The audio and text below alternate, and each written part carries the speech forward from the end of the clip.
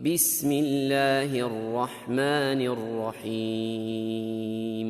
يا أيها النبي إذا طلقتم النساء فطلقوهن لعدتهن وأحصوا العدة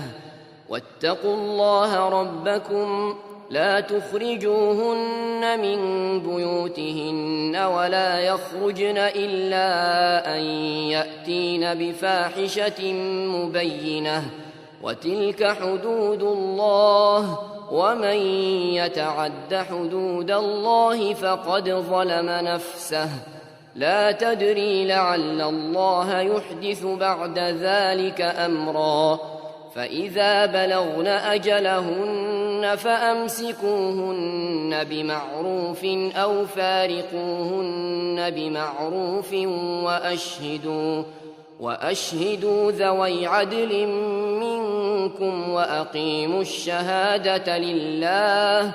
ذلكم يوعظ به من كان يؤمن بالله واليوم الآخر ومن يتق الله يجعل له مخرجا ويرزقه من حيث لا يحتسب ومن يتوكل على الله فهو حسبه إن الله بالغ أمره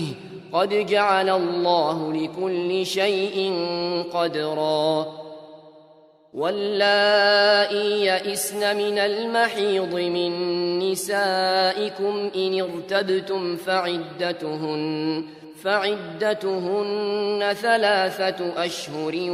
واللائي لم يحضن وأولاة الأحمال أجلهن أن يضعن حملهن ومن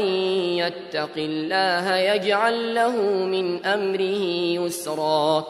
ذلك أمر الله أنزله إليكم ومن يتق الله يكفر عنه سيئاته ويعظم له أجرا أسكنوهن من حيث سكنتم من وجدكم ولا تضاروهن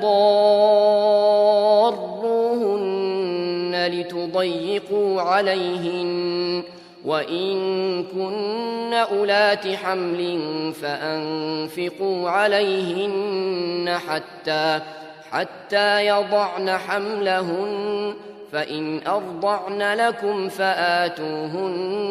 أجورهن وأتمروا بينكم بمعروف وإن تعاسرتم فسترضع له أخرى لينفق ذو سعة من سعته ومن قدر عليه رزقه فلينفق مما آتاه الله لا يكلف الله نفسا إلا ما آتاها سيجعل الله بعد عسر يسرا وكأي من قرية عتت عن أمر ربها ورسله فحاسبناها حسابا شديدا وعذبناها عذابا نكرا فذاقت وبال أمرها وكان عاقبة أمرها خسرا أعد الله لهم عذابا شديدا فاتقوا الله يا أولي الألباب الذين آمنوا قد أنزل الله إليكم ذكرا رسولا يتلو عليكم آيات الله مبينات ليخرج الذين آمنوا وعملوا الصالحات من الظلمات إلى النور ومن يؤمن بالله ويعمل صالحا يدخله جنات تجري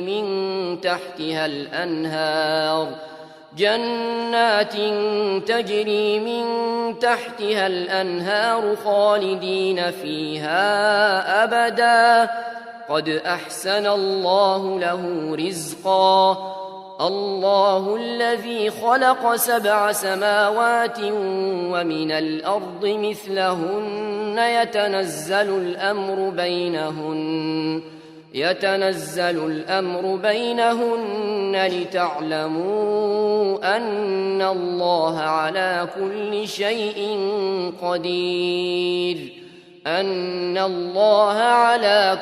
شيء قدير